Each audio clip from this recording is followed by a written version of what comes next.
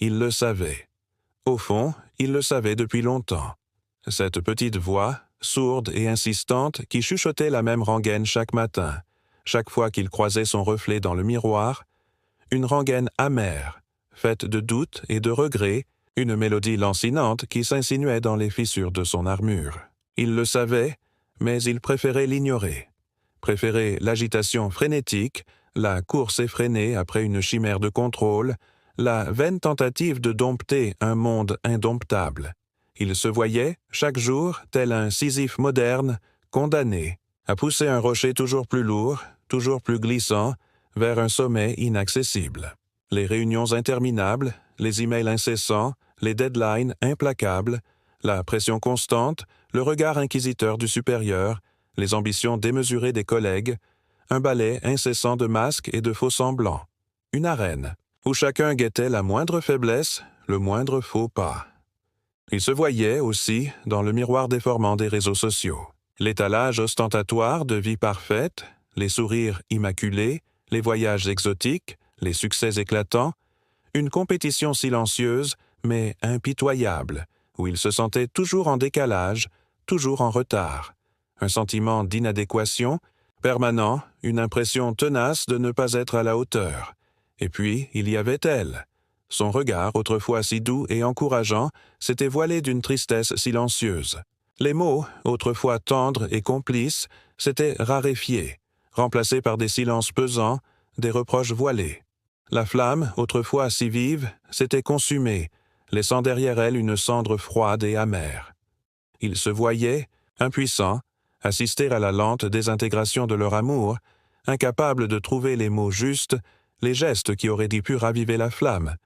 Il se voyait, enfin, seul, confronté à ses propres démons. Les nuits blanches, les angoisses nocturnes, les souvenirs douloureux qui refaisaient surface, l'impression d'être piégé dans un cercle vicieux, incapable de se libérer des chaînes invisibles qui le retenaient prisonnier. Un sentiment d'impuissance, total face à la complexité de son propre être. Il le savait, au fond. Il savait qu'il ne pouvait plus continuer ainsi, que cette course effrénée, cette quête insatiable de contrôle, le menait droit à l'épuisement, au désespoir. Il savait qu'il devait changer, qu'il devait trouver une autre voie, une autre manière d'être. Mais comment? Comment se libérer de cette prison dorée, de cette cage invisible qu'il s'était construite lui-même? Comment trouver la paix intérieure, la sérénité dont il avait tant besoin? La réponse, il le sentait confusément, ne se trouvait pas à l'extérieur, dans la quête illusoire de succès et de reconnaissance. Elle se trouvait à l'intérieur, dans l'acceptation de soi, dans la maîtrise de ses émotions, dans la capacité à trouver le courage dans la sérénité. Mais comment y parvenir? Comment transformer cette intuition vague en une réalité tangible? Le chemin serait long et difficile, il le savait, mais il était prêt à le parcourir, prêt à affronter ses peurs, prêt à se remettre en question. Car il savait, au fond, que c'était la seule voie possible vers une vie plus authentique, plus épanouissante. Une vie où il pourrait enfin trouver la paix, la joie et le courage d'être lui-même. Il faut, à présent, envisager une autre facette de ce courage dans la sérénité, la capacité à se détacher du besoin viscéral de reconnaissance. Combien de nos actions, de nos choix, sont-ils dictés par cette soif insatiable d'approbation? Combien de temps gaspillons-nous à polir une image, à composer un personnage qui plaise aux autres, au détriment de notre propre authenticité? Songez à l'artiste qui sacrifie sa vision originale pour se conformer au goût du public, à l'entrepreneur qui cède à la pression des investisseurs et renie ses valeurs, aux parents qui projettent ses propres ambitions sur son enfant, étouffant ainsi son individualité. Or, la véritable liberté réside précisément dans cette capacité à se libérer du regard des autres, à oser être soi-même, sans phare ni artifice, même si cela implique de décevoir, de déplaire, voire d'être rejeté. Imaginez la force tranquille de l'arbre qui ploie sous le vent, mais ne rompt pas, car ses racines sont profondément ancrées dans la terre.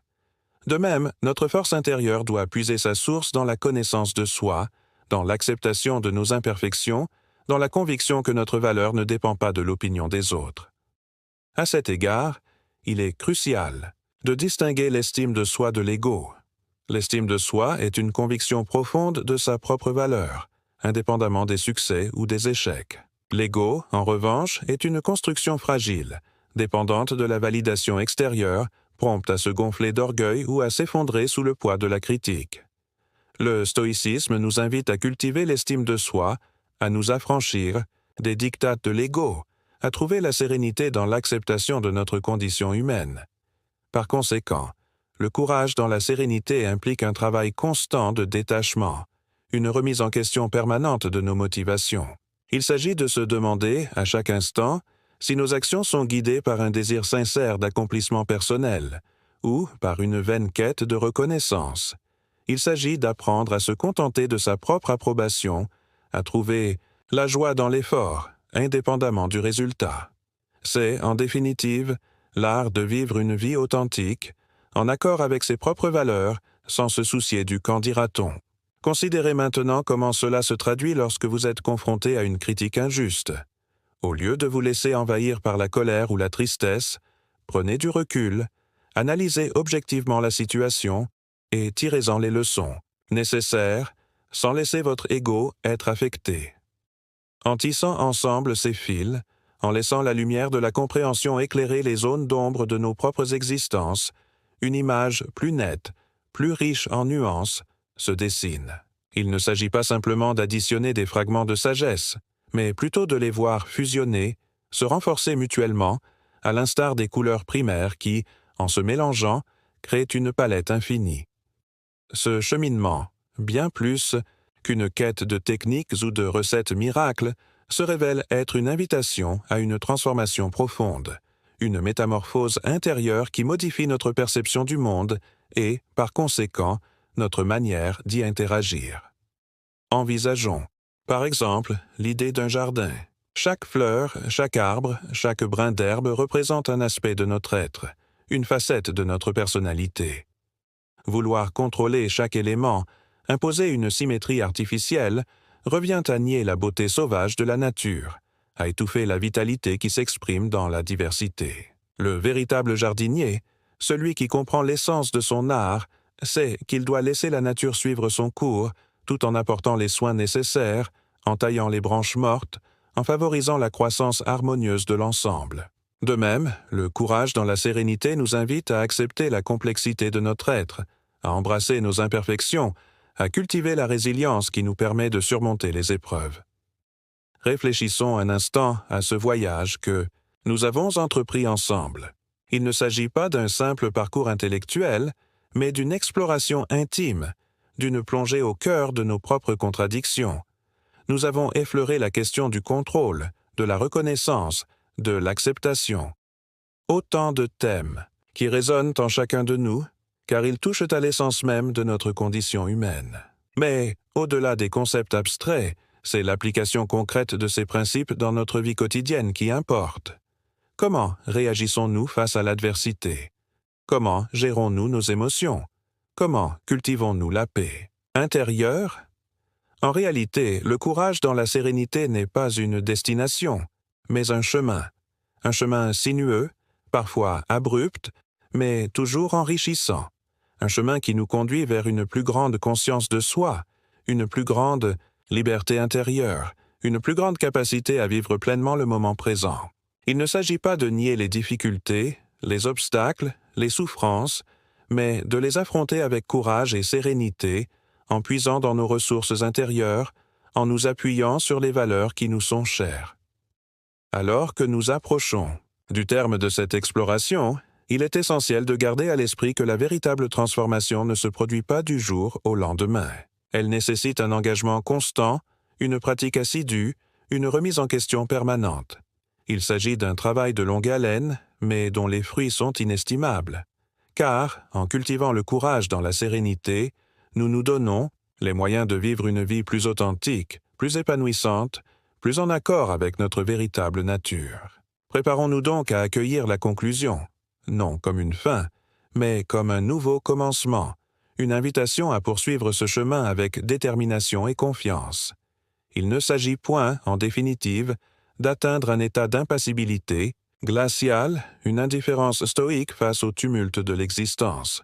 Loin de là, le courage dans la sérénité n'est pas une négation des émotions, mais plutôt une transcendance, une capacité à les accueillir, à les observer sans se laisser submerger, à les comprendre sans se laisser contrôler.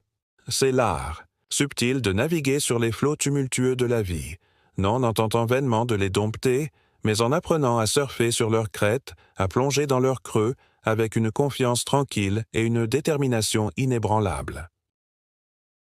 Imaginez un instant le sculpteur face au bloc de marbre brut. Il ne s'agit pas pour lui de nier la dureté de la pierre, sa résistance opiniâtre. Au contraire, c'est en la connaissant intimement, en respectant sa nature profonde, qu'il peut révéler la beauté cachée, la forme latente qui sommeille en son cœur. De même, le courage dans la sérénité nous invite à embrasser les aspérités de notre propre être, à accepter nos faiblesses, nos contradictions, nos zones d'ombre. Car c'est précisément dans ces imperfections que réside notre humanité, notre singularité, notre capacité à évoluer et à grandir. Il est tentant de chercher des réponses toutes faites, des solutions miracles, des recettes infaillibles. Mais la vérité est que le chemin vers la sérénité est un chemin personnel, unique, qui se trace au fil des expériences, des épreuves, des remises en question.